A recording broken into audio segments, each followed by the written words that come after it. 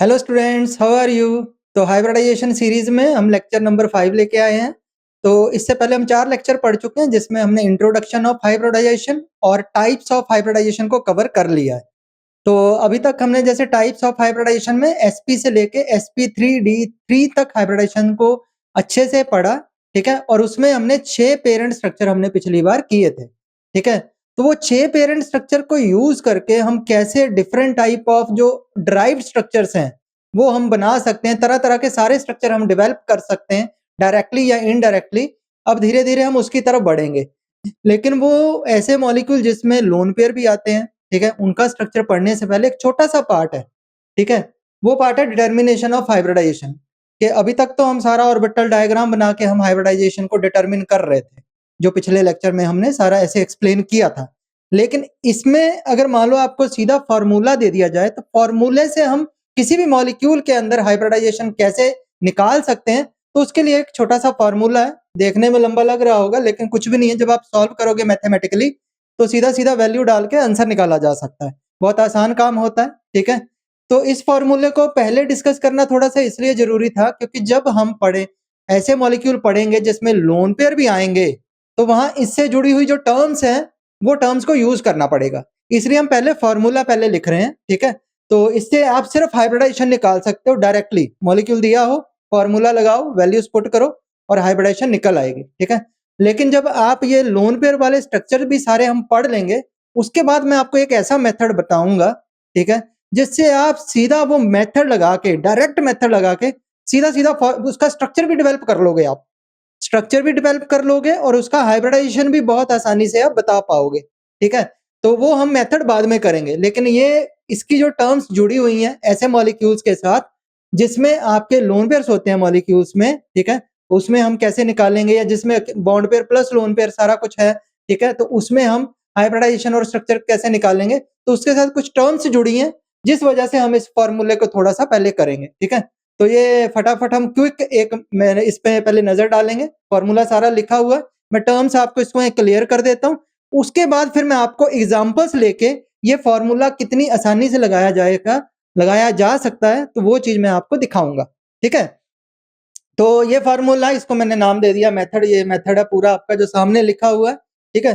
तो अब जब हम स्ट्रक्चर डिटर्मिनेशन की तरफ बढ़ रहे हैं, ठीक है? तो जब भी किसी मॉलिक्यूल का स्ट्रक्चर आपने डेवलप करना होता है, ठीक है? या हाइब्रिडेशन डेवलप करना होता है, तो सबसे पहले उसमें वैलेंस इलेक्ट्रॉन की प्रॉब्लम आती है कि वैलेंस इलेक्ट्रॉन निकालना है। तो एक तरीका तो आपके पास है ही है, तो आप वो भी लगा सकते हो, ठीक है? कि आप पहले एक इलेक्ट्रॉनिक कॉन्फ़िगरेशन लिखो और उससे आप ये पता कर लो कि इसमें इसके लास्ट शेल में कितने इलेक्ट्रॉन हैं, तो जो उसके लास्ट शेल के इलेक्ट्रॉन है उसको आप वैलेंस शेल इलेक्ट्रॉन नाम दे देते हैं। जैसे सोडियम है, इसके लास्ट शेल में 3s1 कॉन्फ़िगरेशन आती है, ठीक है? तो वो इसका मतलब उसमें एक ही आपका वैलेंस इलेक्ट्रॉन। लेकिन अब इसमें तो मॉलिक्यूल जो है आपके बड़े-बड़े भी आएँगे, मतलब ऐसा सेंट्रल एटम भी होगा जो पीरियोडिक टेबल में किसी ग्रुप के नीचे वाले जो मेंबर हैं, लास्ट वाले मेंबर्स किसी भी ग्रुप के, तो वो वाले मेंबर भी आ सकते हैं। तो उस केस में फिर इतनी बड़ी इलेक्ट्रॉनिक कॉन्फ़िगरेशन लिखना आसान काम नहीं होता, जिसमें मान लो बहुत बड़ा एटॉमिक नंबर दिया हो, तो उस केस में इलेक्ट्रॉनिक कॉन्फ़िगरेशन लिखना आसान काम नहीं होता, उसमें टाइम वेस्ट होता है। तो उस केस में हम सीधा-सीधा कैसे नंबर ऑफ वैलेंस इलेक्ट्रॉन निकाल सकते हैं, तो उसमें हम सीधा ट्रिक लगा सकते हैं। उसको बस आपको ये पता होना चाहिए, ठीक है? कि आपको एक तो एस ब्लॉक के जो ग्रुप 1 और ग्रुप 2 है, वो एलिमेंट आपको ग्रुप वाइज़ दिमाग में होने चाहिए कि ये इस ग्रुप का मेंबर है ग्रुप 1 का और ये ग्रुप 2 का। ऐसे पी ब्लॉक का, ठीक है? पी ब्लॉक के जो 6 ग्रुप हैं, ग्रुप नंबर 13 से लेके ग्रुप नंबर 18 तक, वो ग्रुप वाइज़ आपको एलिमेंट थोड़े से याद होने चाहिए। जैसे ग्रुप 13 है, उसमें मेंबर कौन से हैं? Boron, aluminium, gallium, indium, thallium, ठीक है? ऐसे आपका ग्रुप 18 है, उसमें मेंबर कौन है? Helium, neon, argon, krypton, xenon, radon, ठीक है? ऐसे मान लो ग्रुप 1 की बात कर लो एस ब्लॉक में, तो उसमें आपका क्या मेंबर है, ठीक है? जैसे मान लो लिथियम से शुरू करते हैं अगर, lithium, sodium, potassium, rubidium, caesium, francium, ठीक है? तो ये वाले जो ग्रुप वाइज़ आपको थोड़ा दिमाग में रखना है एलिमेंट्स को। अगर एलिमेंट पता है कि आपको इस ग्रुप का मेंबर है, तो वैलेंस इलेक्ट्रॉन तो 1 मिनट में पता लग जाएँगे, ठीक है? उसके लिए मैं एक छोटी-सी जैसे ट्रिक बता देता हूँ। अगर मान लो आपको एस ग्रुप का, मान लो एस ब्लॉक का वैलेंस इलेक्ट्रॉन निकालने हैं किसी भी एलिमेंट के, ठीक है? जैसे मान लो ग्रुप 1 है, तो एस ब्लॉक में सीधा है, जो ग्रुप नंबर है वही उसके वैलेंस इलेक्ट्रॉन है। अगर जैसे मान लो ग्रुप 1 आप ले रहे हो, ठीक है? तो ग्रुप 1 में ये नंबर देख लो, जो ग्रुप नंबर है वही वैलेंस इलेक्ट्रॉन है। ग्रुप 1 में सारे एलिमेंट का वैलेंस इलेक्ट्रॉन कितना आएगा? 1 आएगा। ऐसे ग्रुप 2 में आ जाओ, ठीक है। तो ग्रुप 2 में आपका क्या होगा, पूरे ग्रुप 2 में सारे एलिमेंट के पास 2 ही वैलेंस इलेक्ट्रॉन होंगे। तो एस ब्लॉक में तो सीधा जो ग्रुप नंबर है वही उसके वैलेंस इलेक्ट्रॉन है।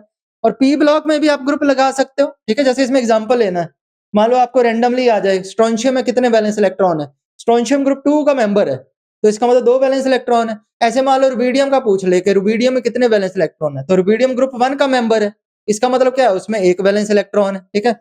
ऐसे इसको थोड़ा सा आप पी ब्लॉक से भी रिलेट कर सकते हो। पी ब्लॉक में ग्रुप नंबर कहां से कहां आते हैं, group number 13 to group number 18, group number 13 to group number 18।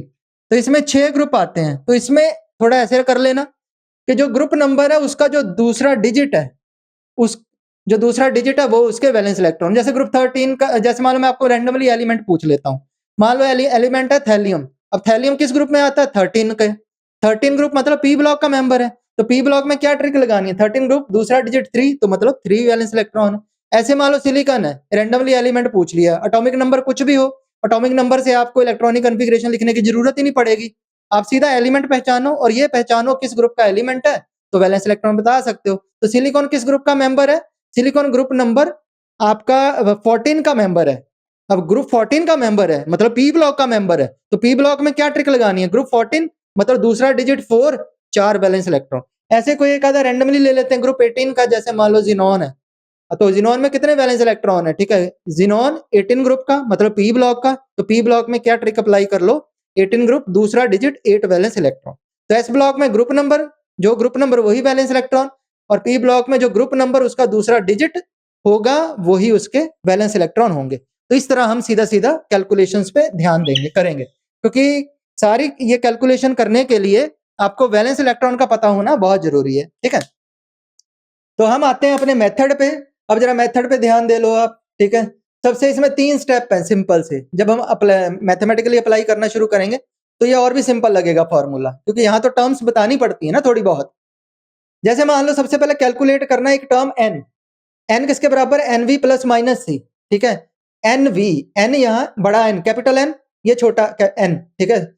Capital N represent करता है नंबर, वी मतलब वैलेंस इलेक्ट्रॉन। तो आपको क्या करना है, एनवी की जगह पे वैलेंस इलेक्ट्रॉन लिखने हैं, लेकिन किसके, सारे एटम्स के। कोई मॉलिक्यूल दिया मान लो जैसे CH4 दिया मीथेन, तो इसमें कार्बन के, हाइड्रोजन के सारे वैलेंस इलेक्ट्रॉन आपको ऐड कर लेने हैं। तो वो वैल्यू आपको डालनी है यहाँ पे, एनवी मतलब valence electron of all atoms plus minus charge. और उसमें आपने क्या करना है, उसका चार्ज देख लेना मॉलिक्यूल का जो भी आपको दिया है, अगर कोई चार्ज है तो वो उसमें से प्लस माइनस कर देना है।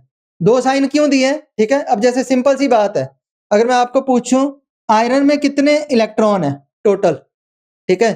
अगर आयरन में पूछना हो तो कितने इलेक्ट्रॉन है टोटल, ठीक है, 26, ठीक है।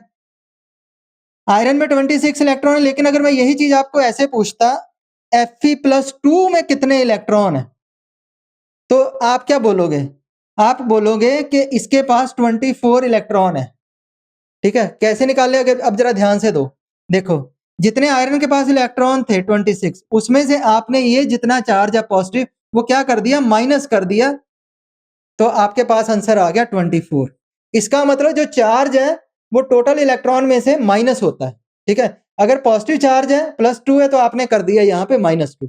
अब जरा एक नेगेटिव चार्ज वाला कर दो, इसका मतलब अगर आपको जो स्पीसीज दी है जिसका स्ट्रक्चर बनाना है उस पे आपको पॉजिटिव चार्ज दिया हुआ है, तो यहाँ साइन माइनस यूज करोगे। दोनों साइन ही यूज करने, प्लस या माइनस की जगह पे माइनस यूज करोगे, ठीक है। पूरे इसी तरह अगर मान लो जैसे ऑक्सीजन है, इसमें कितने इलेक्ट्रॉन है, 8 है, ठीक है। लेकिन अगर मान लो मैं आपको ये पूछता हूँ कि वो -2 में बताओ कितने वैलेंस इलेक्ट्रॉन है, कितने मतलब टोटल इलेक्ट्रॉन है, तो आप क्या बोलोगे, ओ -2 में 10 इलेक्ट्रॉन है। अब ये 10 कैसे आया, सोच के देखो आपने क्या किया, ऑक्सीजन में कितने थे, 8, ठीक है। लेकिन -2 मतलब इलेक्ट्रॉन 2 गेन कर रहा है, जैसे +2 का ऊपर क्या मतलब था, 2 इलेक्ट्रॉन लूज कर रहा है, प्लस का मतलब, -2 मतलब 2 इलेक्ट्रॉन गेन कर रहा है। तो इसने 8 में 2 इलेक्ट्रॉन गेन किए, मतलब -2 था तो इसने आपने 2 ऐड कर दिया, तो ये इसमें आ गया 10, आपने इसलिए 10 बोला था, ठीक है। इसका मतलब जब चार्ज नेगेटिव हो तो वो ऐड होता है, चार्ज इलेक्ट्रॉन्स ऐड होते हैं, जब प्लस हो चार्ज तो यहाँ पे सब्ट्रैक्ट होगा, ठीक है, जो आपका चार्ज है। तो इसका सिंपल सा मतलब ये है, जो भी आयन आपको दिया है, मॉलिक्यूल दिया है जिसका आपने स्ट्रक्चर ड्रॉ करना है, ठीक है, तो उस केस में आपने क्या करना है, अगर तो पॉजिटिव चार्ज दिया है तो यहाँ साइन नेगेटिव यूज करना है, अगर आयन के ऊपर नेगेटिव चार्ज दिया है तो यहाँ साइन पॉजिटिव यूज करना है, मतलब उल्टा साइन यूज करना है। जैसे मान लो किसी आयन के ऊपर +3 चार्ज है तो यहाँ क्या लिख दो सीधा सीधा -3। अगर मान लो किसी आयन के ऊपर चार्ज है मान लो -2 तो यहाँ सीधा सीधा क्या लिख दो इसकी जगह पे +2, मतलब एक साइन यूज करना है, मतलब जो आयन का चार्ज होगा उसके उल्टा आपने साइन यूज कर लेना है, ठीक है। तो जरा अब आते हैं फॉर्मूले की तरफ। अब फॉर्मूले में वापस आते हैं, n निकालना है, Nv वैलेंस इलेक्ट्रॉन, सारे जितने भी एटम है उनके टोटल वैलेंस इलेक्ट्रॉन ऐड कर लो, प्लस माइनस चार्ज कर दो। बस एक बार n निकल आया तो उसके बाद तो काम बहुत सिंपल है, ठीक है। उसके बाद क्या करना है, ये जो n ऊपर निकाला इसको 8 से डिवाइड करना है, मैंने यहाँ लिख दिया डेट इज n/8 कर देना, ठीक है। ऊपर n निकालो, n को 8 से डिवाइड करो, दो चीजें आपके हाथ में आ जाएंगी, एक क्वेश्चन एक रिमाइंडर, ठीक है। एक मैं इसको रफली थोड़ा रिलेट भी कर देता हूँ। जैसे मान लो आपने क्या किया, ये 10 है, 10 को आपने 8 से डिवाइड किया तो आप क्या करोगे, ठीक है, 8 से जब डिवाइड करोगे तो ये जो ऊपर पार्ट आपका Q आ गया 1 क्वेश्चन, ठीक है, और रिमाइंडर कितना आ गया 2, तो एक Q हो गया और एक आपका रिमाइंडर हो गया नीचे डेट इज 2। तो इसका मतलब Q क्वेश्चन और R क्या होगा, रिमाइंडर।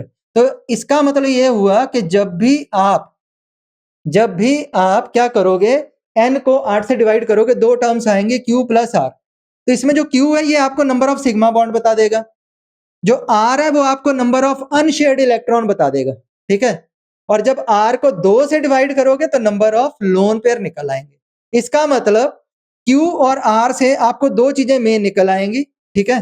क्या, एक तो बॉन्ड पेयर और दूसरा लोन पेयर। एक बॉन्ड का पता लग गया, लोन पेयर पता लग गया, बॉन्ड पेयर और लोन पेयर पता लग गया, मतलब स्ट्रक्चर बनाना आसान हो गया आपको सीधा, ठीक है। तो अब ध्यान दो यहाँ पे तीसरे स्टेप में क्या करना है, फाइंड Q प्लस R/2, ठीक है। आपको ये Q और ये वाली दो चीजों का, इन दोनों का आपको सम करना है, ठीक है। एक Q का और एक R/2, ये दो टर्म्स का आपको यहाँ सम करना है। Q प्लस R/2 का जो सम है वो THO के बराबर होता है, ठीक है। तो Q का मीनिंग बता दिया, ये होता है, ठीक है। R/2 का मीनिंग बता दिया, THO होता है total hybrid orbitals, total hybrid orbitals required, ठीक है। ये THO का मीनिंग होता है, ठीक है। तो अब जरा ध्यान दो, इस फॉर्मूले को Q प्लस R/2 THO निकाल लो। अब THO जब निकल आया, ठीक है, तो आपको हाइब्रिडाइजेशन निकल आई। THO अगर 2 होगा तो sp हाइब्रिडाइजेशन होगी। याद करो जब हमने sp हाइब्रिडाइजेशन की थी उसमें कितने हाइब्रिड ऑर्बिटल बनाए थे, 2। तो sp हाइब्रिडाइजेशन के लिए 2 हाइब्रिड ऑर्बिटल्स रिक्वायर्ड है। आप ये कह सकते हो टोटल हाइब्रिड ऑर्बिटल रिक्वायर्ड कितने sp हाइब्रिडाइजेशन में, 2, तभी तो sp आएगी, ठीक है। अगर THO की वैल्यू 3 है तो sp2 4 है, sp3 5 है, sp3d 6, sp3d2 और 7 है तो sp3d3 हाइब्रिडाइजेशन। तो THO की वैल्यू से सीधा सीधा हाइब्रिडाइजेशन निकल आएगी। तो इसका मतलब लास्ट स्टेप आपका ये था Q plus R/2 equal to THO। इस फॉर्मूले को थोड़ा और सिंप्लीफाई करते हैं।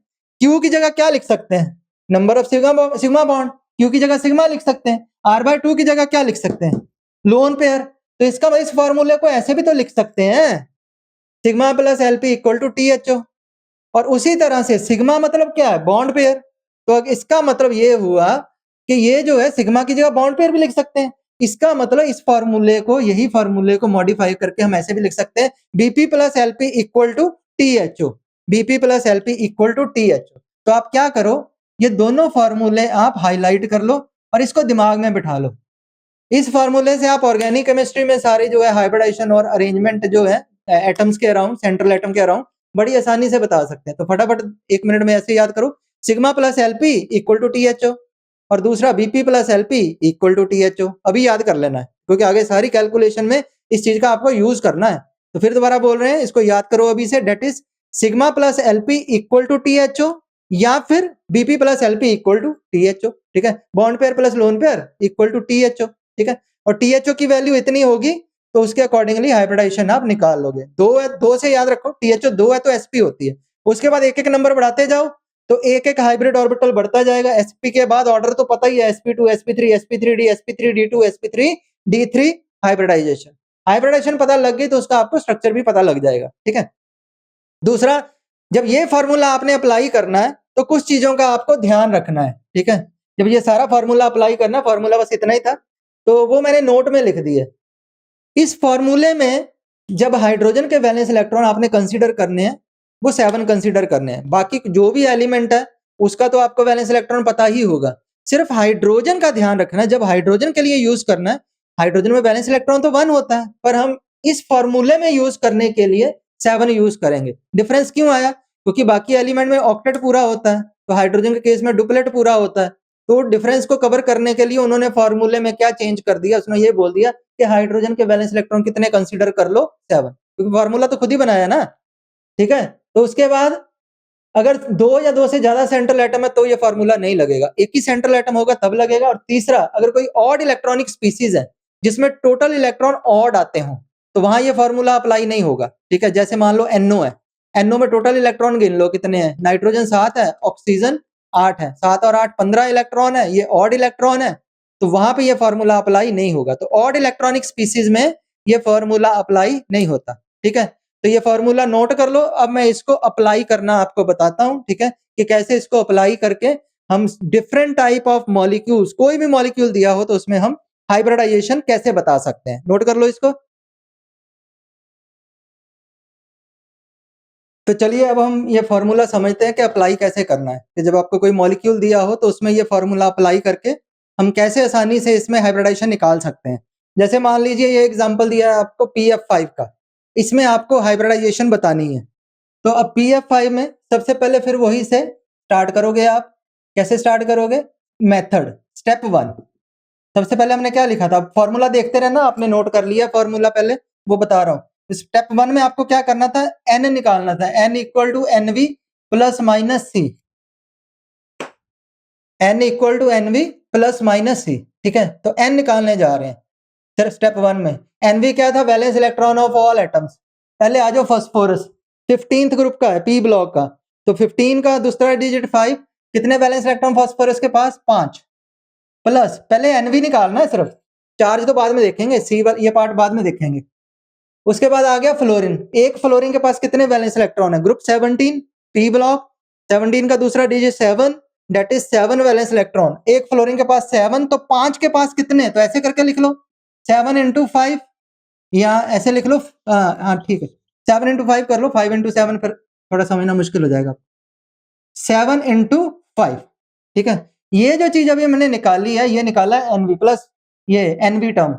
अब प्लस माइनस चार्ज, अब चार्ज इसमें कोई दिख रहा है, कोई चार्ज नहीं है, न्यूट्रल है PF5, तो प्लस माइनस 0। तो यहां से आपका क्या निकल आया, ये आपका निकल आया N, ठीक है। तो ये कितना आया, ठीक है, ये आप इसको नोट कर लो, ये हो गया आपका 40, ठीक है।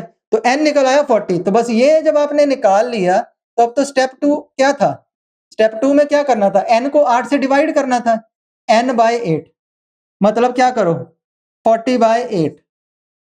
तो जब 40 को 8 से डिवाइड करोगे तो दो चीजें आएंगी, एक क्वोशिएंट और एक रिमाइंडर, तो दोनों लिखनी है आपको, ठीक है। कैसे लिखोगे, ये तो पूरा डिवाइड हो गया 40 8 से, रिमाइंडर बचेगा ही नहीं, ठीक है। तो कितना आ गया, 5, ठीक है। तो ये 5 आ गया और रिमाइंडर इसमें कोई बचा नहीं, तो वो भी लिखना है, दोनों चीजें लिखनी है, Q प्लस R की फॉर्म में लिखना है। बेशक इसको मार्क कर लो, ये आपका क्या है, Q, ठीक है, और ये आपका क्या है, रिमाइंडर। तो अब इसको फिर उसी तरह जैसे वहां स्टेप 2 में लिखा था फॉर्मूले में, इन दोनों चीजों को निकाल लो, ठीक है। Q कितना आ गया, 5 आ गया, रिमाइंडर कितना आ गया, 0 आ गया। पर हमें क्या चाहिए था, R नहीं चाहिए, हमें R/2 चाहिए, ठीक है। तो अगर R 0 है तो R/2 भी तो 0 ही होगा, ठीक है। तो ये हमारे पास 3 टर्म आ गई। अब उसके बाद आ जाओ इसका स्टेप 3। जब आप इस पे स्टेप 3 लगाओगे तो क्या निकालना था, आपको याद होगा, Q plus R/2 equal to THO। तो Q कितना है, 5, R/2 कितना है, ठीक है, ये अभी निकाला R/2 0। तो इसका मतलब इन दोनों का सम कितना हुआ, 5 प्लस 0 इक्वल टू 5। इसका मतलब THO वैल्यू 5 का क्या मतलब है, अब पीछे मैंने वैल्यूज लिखवाई हैं, दोबारा देखो, जो भी मेथड लिखा था उसमें THO की सारी वैल्यू लिखवाई थी। तो THO की वैल्यू 5 का मतलब है कौन सी हाइब्रिडाइजेशन, sp3d हाइब्रिडाइजेशन। तो ये हमने इसमें हाइब्रिडाइजेशन निकाल ली, ठीक है। अब जरा हम एक और एग्जांपल लेते हैं इसमें, जो दूसरा एग्जांपल है इसमें, ठीक है, वो हम लेते हैं ICl2 प्लस का। हम ऐसे मॉलिक्यूल करते हैं जो थोड़े बड़े हैं, ठीक है, जिससे आपको छोटे छोटे तो आसानी से समझ ही लोगे, तो इसलिए हम दूसरी एग्जांपल लिख रहे हैं यहाँ पे ICl2 प्लस। फिर उसी तरह से बिल्कुल इसी तरीके से करना है आपको। सबसे पहले स्टेप 1, ठीक है, स्टेप 1, स्टेप 1, तो इसमें क्या करना है, एन निकालना किसके बराबर है, NB plus minus C, NB plus minus सी। अब दोबारा से आ जाओ, NV valence electron of all atom, iodine group 17 का मेंबर, पी ब्लॉक। तो क्या ट्रिक, 17 का दूसरा डिजिट 7 वैलेंस इलेक्ट्रॉन। उसके बाद क्लोरीन, क्लोरीन भी 17 ग्रुप का, तो 7 ही वैलेंस इलेक्ट्रॉन है। एक क्लोरीन के पास 7, दो क्लोरीन के पास कितने हुए, 7 इंटू 2। ठीक है, अब देखो इस पे आ गया +1 चार्ज। ये पहले न्यूट्रल मॉलिक्यूल के बारे में बता दिया आपको, अब मैं आपको बता रहा हूं ऐसी स्पीसीज जिसपे पॉजिटिव चार्ज हो, तब ये फॉर्मूला कैसे लगाना है। ठीक है, ताकि सारी एग्जांपल, सारी डिफरेंट टाइप ऑफ एग्जांपल हम इसको रिलेट कर सके ना, इसलिए हम सारी एग्जांपल्स इसमें डिस्कस कर लेंगे। ठीक है, तो अब इस पे दिया चार्ज +1, तो मैंने क्या बोला था, जो चार्ज है उसका उल्टा साइन यहां यूज कर लेना है, मैग्नीट्यूड वही रखना है, साइन उल्टा कर लेना है। तो +1 तो यहां क्या बन जाएगा, -1। ठीक है, तो इसका मतलब ये हुआ, तो इसका सम कितना हो गया, काउंट कर लो। ठीक है, 7 इंटू 14, ठीक है, तो 14 ये आपका कितना हो गया, ये हो गया 20, सारा कुल मिला के आपका हो गया 20। ठीक है, तो अब ये स्टेप 1 हो गया। उसके बाद आ जाओ स्टेप 2। स्टेप 2 में क्या करना था, इस n जो आपने निकाला है, n को 8 से डिवाइड करना है, डेट इज 20/8। ठीक है, तो अब तो ये पूरा डिवाइड नहीं होगा, तो इसको 2 से डिवाइड करोगे तो आपका कितना रिमाइंडर बच जाएगा, ये आपका क्यू आएगा, 2 से डिवाइड होगा। ठीक है, रिमाइंडर इसमें बचेगा आपका 4। ठीक है, तो इसका मतलब इसको हम लिख देते हैं, ये आपका क्यू है और ये आपका आर है।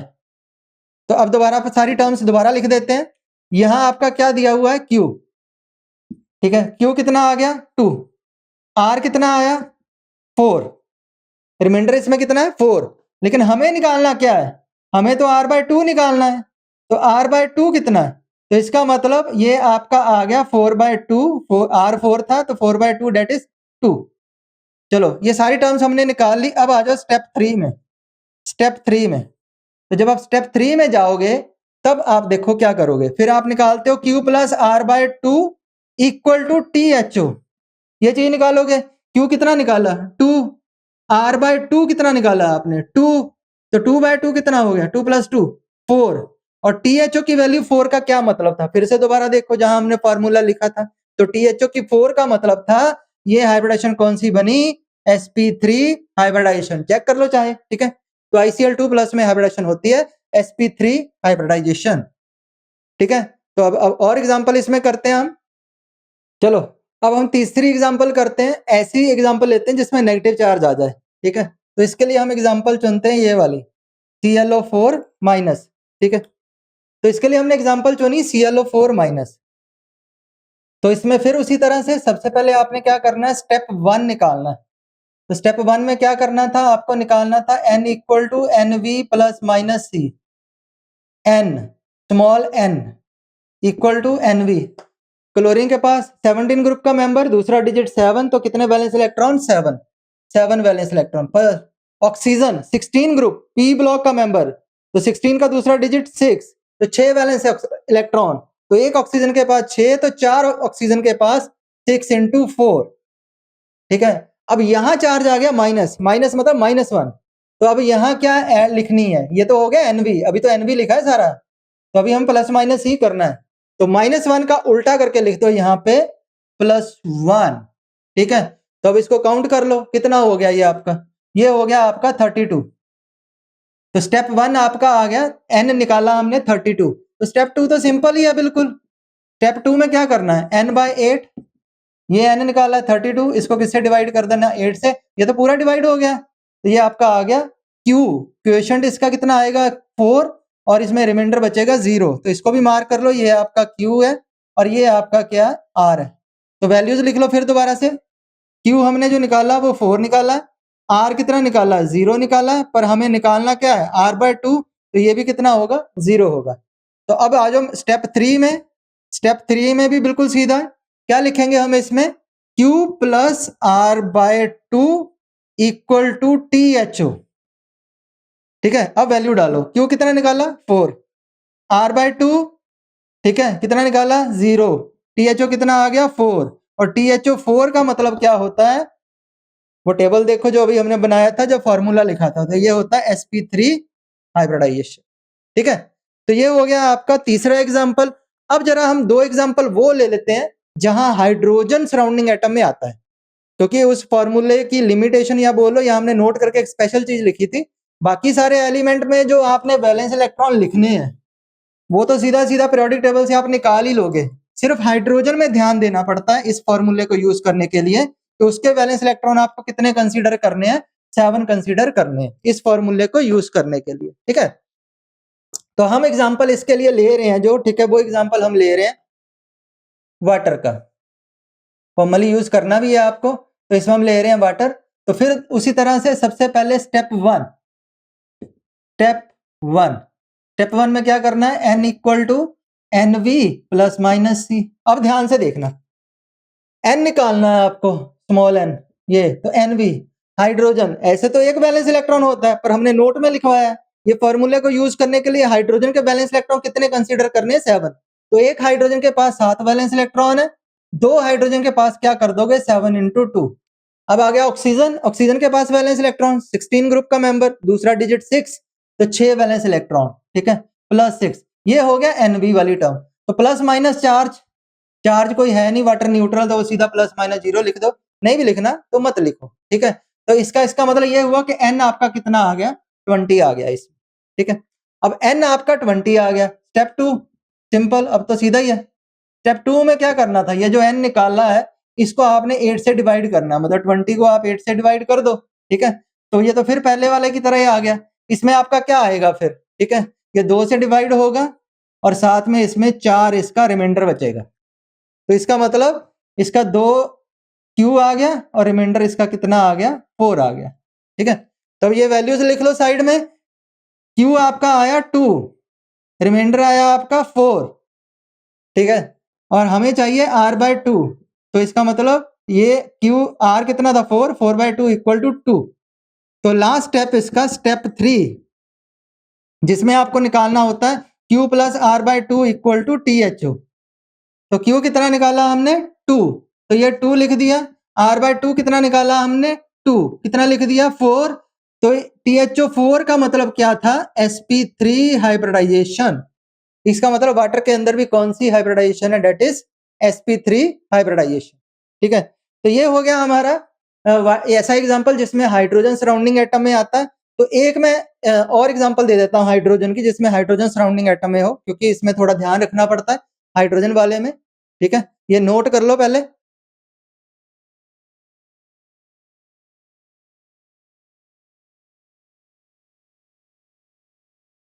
तो अब हम एग्जांपल करने जा रहे हैं अगली, डेट इज NH4 प्लस।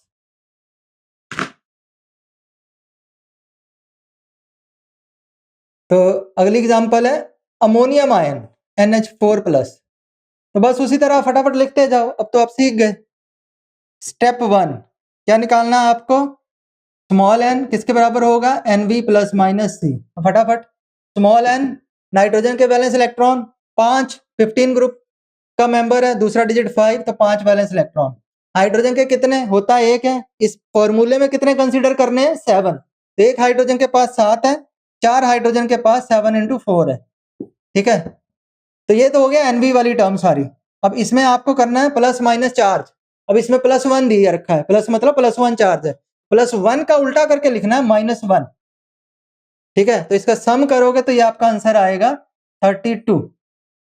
ठीक है, तो ये आंसर आपका आ जाएगा 32। तो इसका मतलब स्टेप 3 में क्या करोगे, स्टेप 2 में क्या करोगे, n/8 डेट इज ये वाली जो टर्म है 32/8 कर दो, ये तो पूरा डिवाइड हो गया। तो इसका मतलब ये सीधा आ गया 4, और ये 4 आपका क्या है इसमें, q, और इसका रिमाइंडर कितना बचेगा, 0, क्योंकि पूरा डिवाइड हो गया। तो 4 + 0 लिख देते हैं। तो दोबारा से आपका q आया 4, r आया 0, तो r/2 भी कितना बनेगा, 0। तो इसका मतलब स्टेप 3 में आप क्या करोगे, q plus r/2 equal to THO find करोगे। THO फाइंड करना होता है स्टेप 3 में। तो q कितना निकाला, 4, r/2 कितना निकाला, 0, 4 + 0 equal to 4, date is THO4 का मतलब अभी भी करके हटे हैं, sp3 हाइब्रिडाइजेशन। ठीक है, तो इस तरह से हम ये सारी जो है हाइब्रिडाइजेशन कर सकते हैं, इसमें निकाल सकते हैं। तो हमने ये मेथड सीखा अभी, इसको आप अलग-अलग एग्जांपल्स में सॉल्व कर सकते हो, एग्जांपल जितनी मर्ज़ी लिखते जाओ, ठीक है? खुद प्रैक्टिस करनी हो तो कर सकते हो। एग्जांपल्स लिखना मैं लिख देता हूँ कुछ, जैसे मान लो खुद सॉल्व करो, ट्राई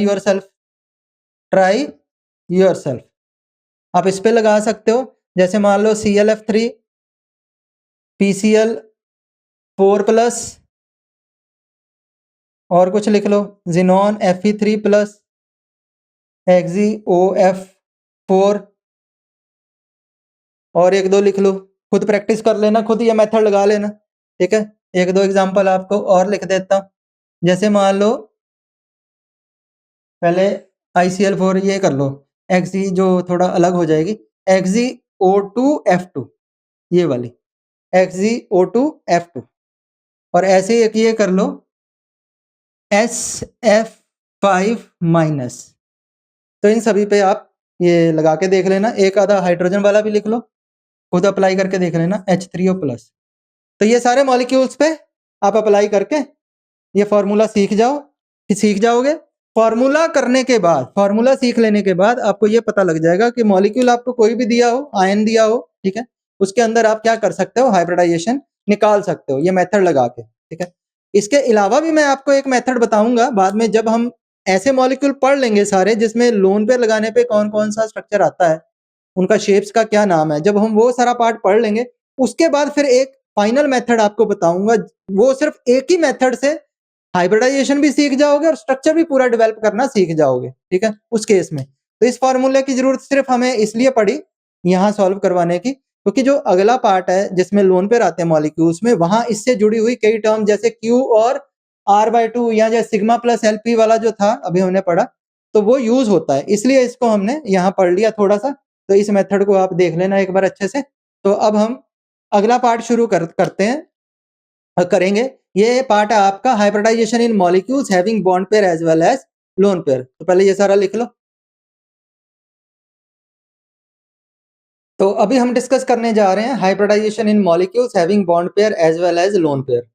ये चीज समझने के लिए सबसे पहले जो आपको पार्ट जो आना जरूरी है वो है टाइप्स ऑफ हाइब्रिडाइजेशन। तो टाइप्स ऑफ हाइब्रिडाइजेशन में हमने 6 हाइब्रिडाइजेशन पढ़ी थी, sp से लेके sp3d3 हाइब्रिडाइजेशन तक। उन 6 हाइब्रिडाइजेशन में हमने 6 पेरेंट स्ट्रक्चर पढ़े थे। 6 पेरेंट स्ट्रक्चर ऐसे स्ट्रक्चर जिसमें सिर्फ और सिर्फ बॉन्ड पेयर थे, कोई लोन पेयर नहीं था।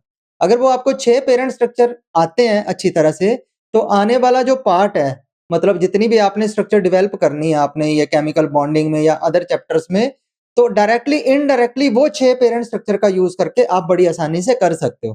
कहने का मतलब सिर्फ ये है कि अगर आपको वो 6 पेरेंट स्ट्रक्चर अच्छे से आती हैं, तो उसके बाद जो है बाकी सारी स्ट्रक्चर्स आप डायरेक्टली इनडायरेक्टली वहां से क्या कर सकते हो, डेवलप कर सकते हो। इसलिए वो 6 पेरेंट स्ट्रक्चर्स का आपको आना बहुत जरूरी है। जो हमने sp से लेके sp3d3 तक हमने 6 स्ट्रक्चर हमने पढ़ी थी। तो वो पेरेंट इसलिए थी क्योंकि उसमें सिर्फ सिर्फ बॉन्ड पेयर थे। लेकिन अब जो हम स्ट्रक्चर्स पढ़ने जा रहे हैं, जैसा कि यहाँ हेडिंग लिखा है, ये स्ट्रक्चर्स वो हैं जिसमें बॉन्ड पेयर भी होंगे और अब इसमें लोन पेयर भी आएंगे। इसका मतलब जब पेरेंट स्ट्रक्चर के बॉन्ड पेयर्स को हटा दोगे तो आपके ड्राइव स्ट्रक्चर्स बनेंगे। तो वो सारे स्ट्रक्चर कैसे डेवलप करने हैं पेरेंट स्ट्रक्चर से, वो बड़ी आसानी से कर सकते हैं अगर आपको पेरेंट स्ट्रक्चर 6 जो हैं वो अच्छे से आते हैं। ठीक है, तो हेडिंग हमारा है hybridization in molecules having bond pair as well as lone pair. तो हम वो मॉलिक्यूल पढ़ने जा रहे हैं जिसमें बॉन्ड पेयर भी होंगे और लोन पेयर भी होंगे। तो हम करेंगे क्या, हम शुरू फिर उसी तरह से ही करेंगे, sp से लेके sp3d3 तक सारी हाइब्रिडाइजेशन को दोबारा से लिखेंगे। पर इस बार इसमें जो एग्जांपल्स हम लेंगे, इसमें बॉन्ड पेयर भी होंगे और इस साथ में लोन पेयर भी होंगे। तो हम पहली हाइब्रिडाइजेशन से शुरू करते हैं। ठीक है, इस ये पार्ट जब आप कर लोगे तो उसके बाद आपको सारी स्ट्रक्चर बननी शुरू हो जाएंगी। तो सबसे पहला पार्ट जो है, सबसे पहली हाइब्रिडाइजेशन है वो कौन सी है, डेट इज sp हाइब्रिडाइजेशन। पहली हाइब्रिडाइजेशन का नाम है sp हाइब्रिडाइजेशन।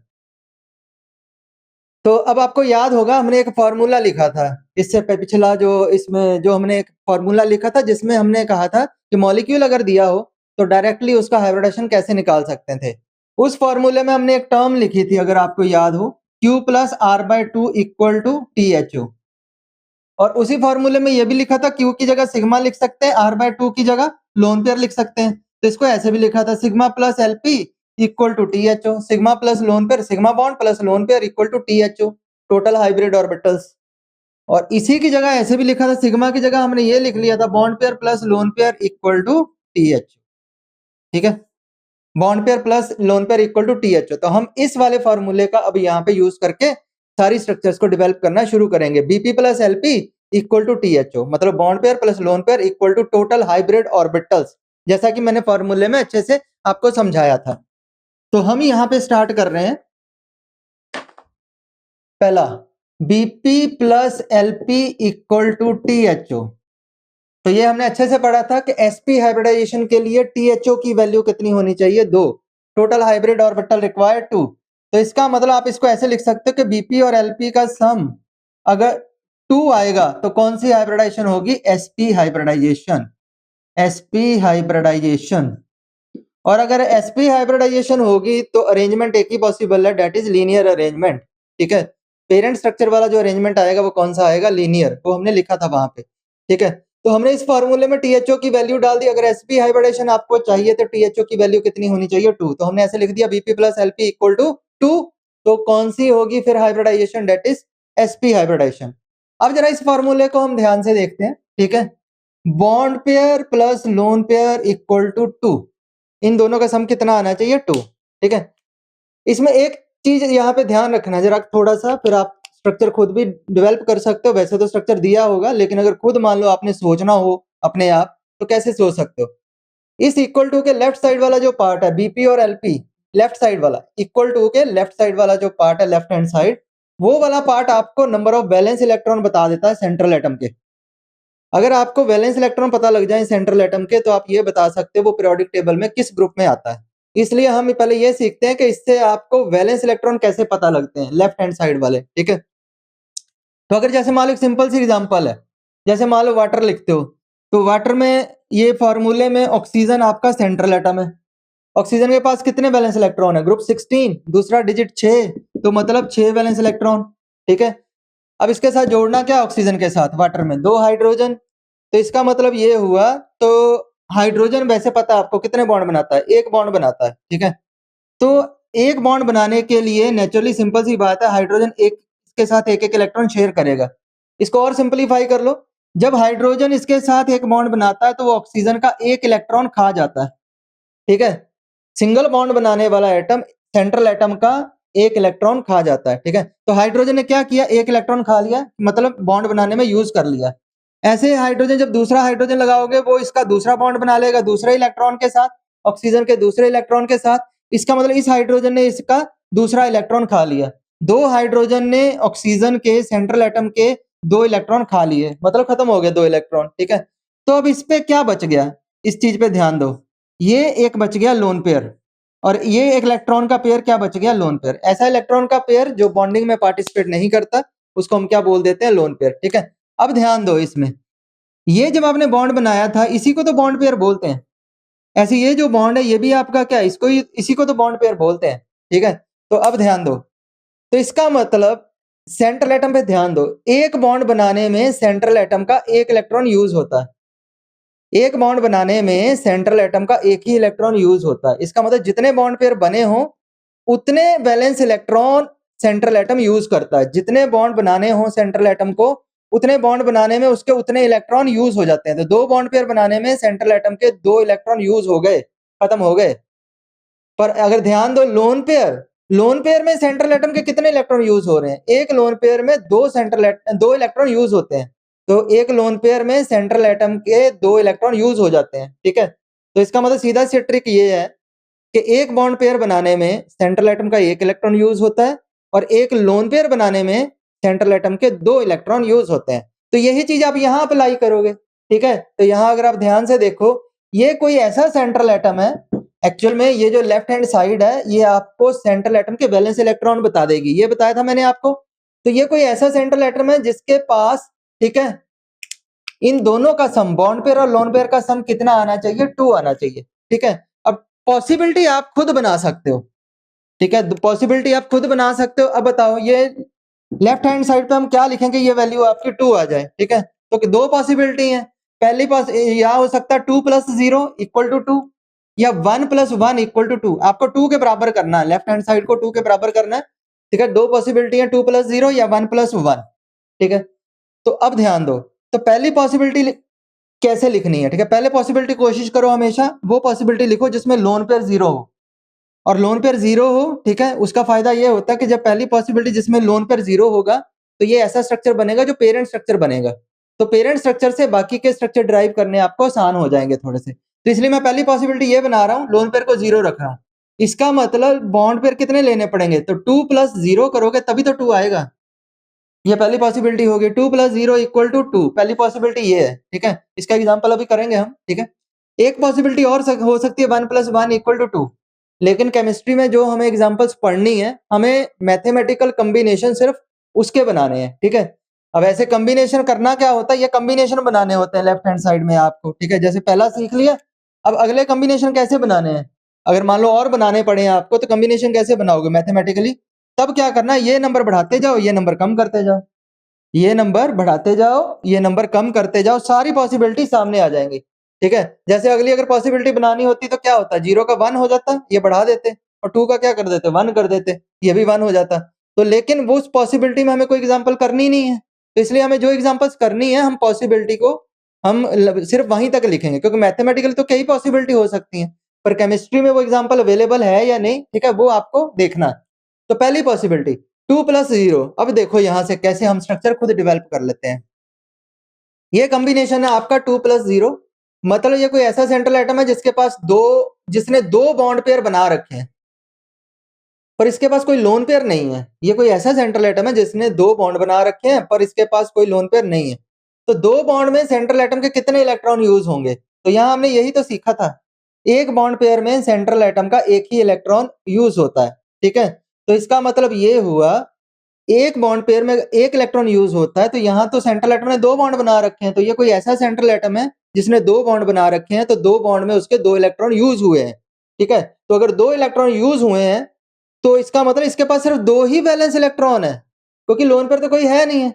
तो सेंट्रल एटम ऐसा जिसमें दो वैलेंस इलेक्ट्रॉन, उसने दो बॉन्ड बना रखे हैं, तो दो बॉन्ड में उसके सिर्फ दो वैलेंस इलेक्ट्रॉन यूज हुए, इसका मतलब उसके पास सिर्फ और सिर्फ दो ही वैलेंस इलेक्ट्रॉन है, क्योंकि लेफ्ट हैंड साइड का जो सम है ये बीपी प्लस एलपी का, ये आपको वैलेंस इलेक्ट्रॉन बता देता है किसमें, सेंट्रल एटम में। तो ये ऐसा कोई सेंट्रल एटम जिसमें सिर्फ दो वैलेंस इलेक्ट्रॉन है, तो दो वैलेंस इलेक्ट्रॉन वाली family, S group, S block, group 2 बताया था ना, जो ग्रुप नंबर एस ब्लॉक में वही उसके वैलेंस इलेक्ट्रॉन है। तो इसका मतलब ये हुआ कि एस ब्लॉक का जो ग्रुप 2 का कोई एलिमेंट ले लो जिसको आप सेंट्रल एटम बना लोगे। जैसे मान लो पहला एलिमेंट ले लो ग्रुप 2 का, जिसको अल्केलाइन अर्थ मेटल बोलते हैं, तो उस ग्रुप का पहला मेंबर कौन है, बेरिलियम, ठीक है। तो बेरिलियम आपने ले लिया, सेंट्रल एटम तो पता लग गया, सराउंडिंग एटम कौन सा लगाओगे। अब सराउंडिंग एटम में ध्यान रखा करो, अगर एग्जांपल खुद बनानी है, ऐसे तो वो कोई भी दे सकता है, लेकिन अगर हमने खुद दिमाग में सोचनी है एग्जांपल, तब ये दो चुन लिया करो, एक हाइड्रोजन और एक हेलोजन, ठीक है। ये चुनने में क्या फायदा है, हेलोजन को मैं एक्स से डिनोट कर देता हूँ, एक हाइड्रोजन एक हेलोजन। इन दोनों को चुनने में फायदा यह है कि दोनों सिंगल सिंगल बॉन्ड बनाते हैं, तो हमारा जो है कंपैरिजन बड़ी आसानी से हो जाता है, मतलब तैयार एग्जाम्पल बड़ी आसानी से तैयार किया जा सकता है। हाइड्रोजन या कोई भी हेलोजन, हेलोजन मतलब फ्लोरीन क्लोरीन ब्रोमीन और आयोडीन, इनमें से कोई भी ले सकते हैं। अब देखो सेंट्रल एटम कौन लिया आपने, बेरिलियम, ठीक है। जोड़ना क्या है, हाइड्रोजन या हेलोजन, जोड़ने कितने हैं इस नंबर को देख लो, अब ये डायरेक्ट हो जाएगा, क्योंकि हाइड्रोजन हेलोजन एक ही बॉन्ड बनाएंगे, ठीक है।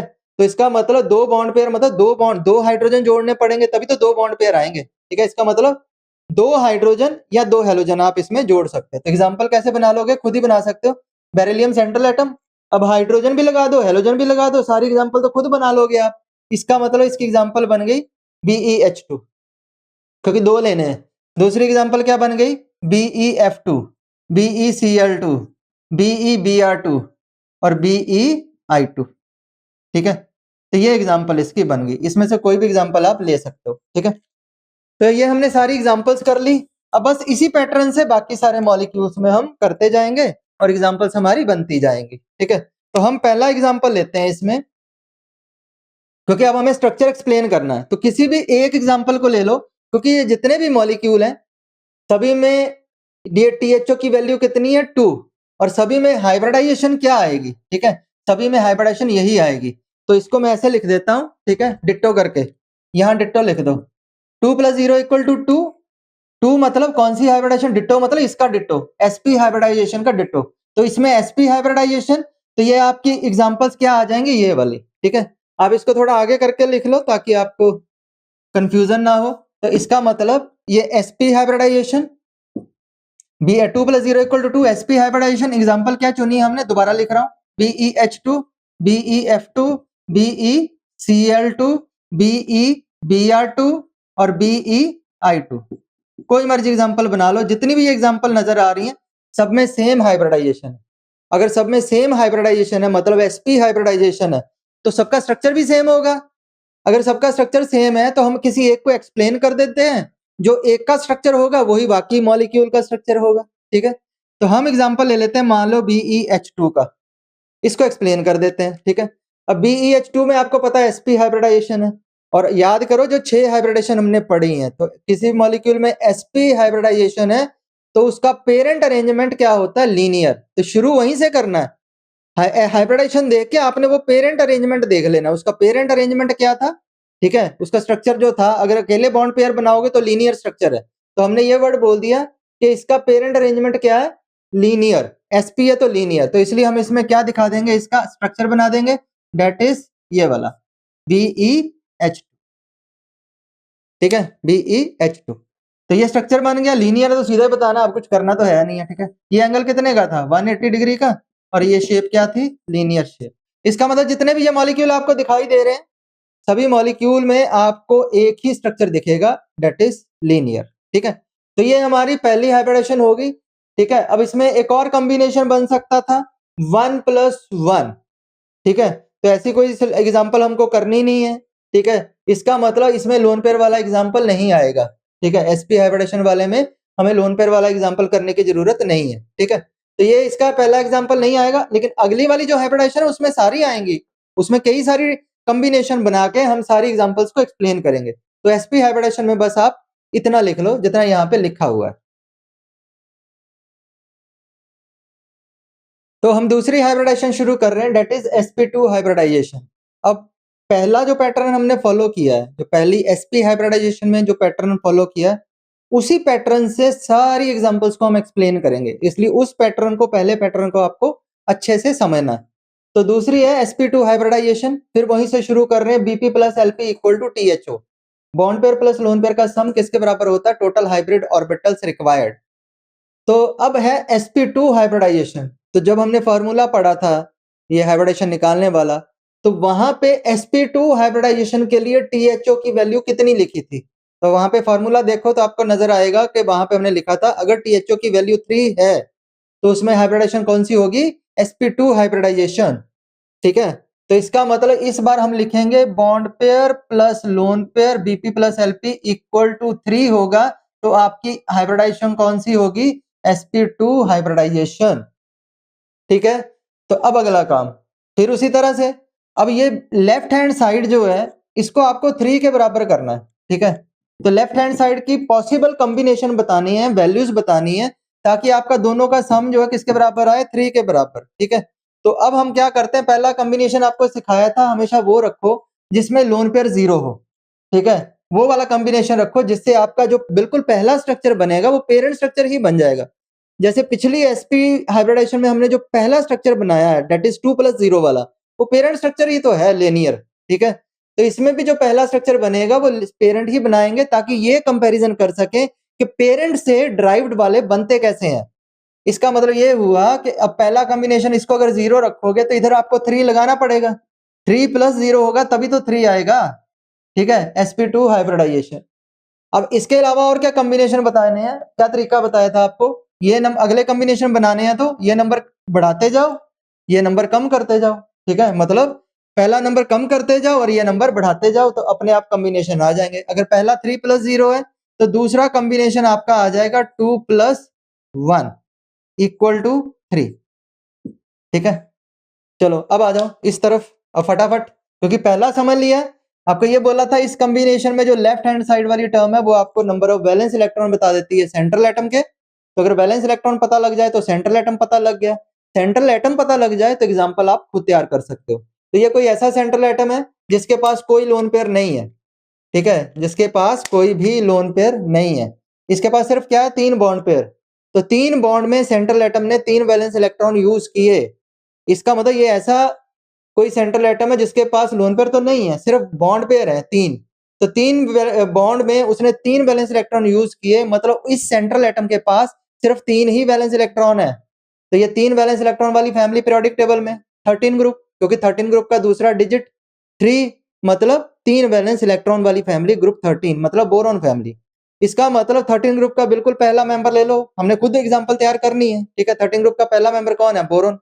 अब बोरॉन के साथ लगाना क्या है? अभी बोला था सराउंडिंग एटम में क्या लगाना है, ठीक है, हाइड्रोजन एंड हेलोजन, ठीक है। पर लगाने कितने हैं वो यहां से देखना है, नंबर बॉन्ड पेयर कितने हैं? 3, तो 3 हाइड्रोजन या 3 हेलोजन लगा दो, तो एग्जांपल अपने आप ही बन गए। तो यहां लिख लो एग्जांपल्स, ठीक है, दैट इज BF3, BCl3 या H से शुरू कर लो, हाइड्रोजन वाला एग्जांपल भी ले लो।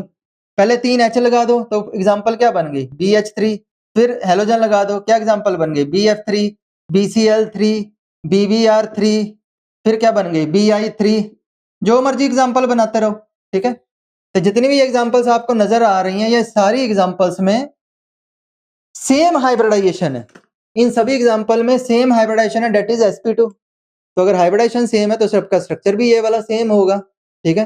सब में हाइब्रिडाइजेशन सेम है, सब में एक ही टाइप का स्ट्रक्चर होगा, क्योंकि सारे इस कैटेगरी को बिलोंग करते हैं, इसलिए स्ट्रक्चर सेम होगा, ठीक है। तो सबका स्ट्रक्चर क्या होगा? तो पहले बोला था sp2 हाइब्रिडाइजेशन होता है तो पेरेंट स्ट्रक्चर क्या बनता है, ठीक है, वही बनेगा यहाँ पे, क्योंकि यहाँ लोन पेयर तो है नहीं, अकेले बॉन्ड पेयर है, तो ये स्ट्रक्चर पहला जो बनेगा पेरेंट वाला ही बनेगा। पेरेंट स्ट्रक्चर इसका क्या था sp2 हाइब्रिडाइजेशन में? That is trigonal planar. तो हम यहाँ इसका क्या करेंगे? ये स्ट्रक्चर ड्रॉ करेंगे, ठीक है। तो ये आपका स्ट्रक्चर आ गया इसका ट्राइगोनल प्लेनर, ये अच्छे से कर चुके हैं हम ऑलरेडी सारा डिटेल में पहले भी, ठीक है। इसकी शेप देखनी है तो इसको थोड़ा डॉटेड लाइन से जोड़ दो आपस में, ये लो, ये शेप इसकी बन गई ट्राइगोनल प्लेनर। और ये बॉन्ड एंगल कितने का है इसमें? ये एंगल होगा इसमें 120 डिग्री, ठीक है। स्ट्रक्चर का नाम पूरा लिख लो, ये स्ट्रक्चर क्या है? Trigonal planar. पूरा स्ट्रक्चर आपका प्लेनर है, नाम में ही प्लेनर आ गया।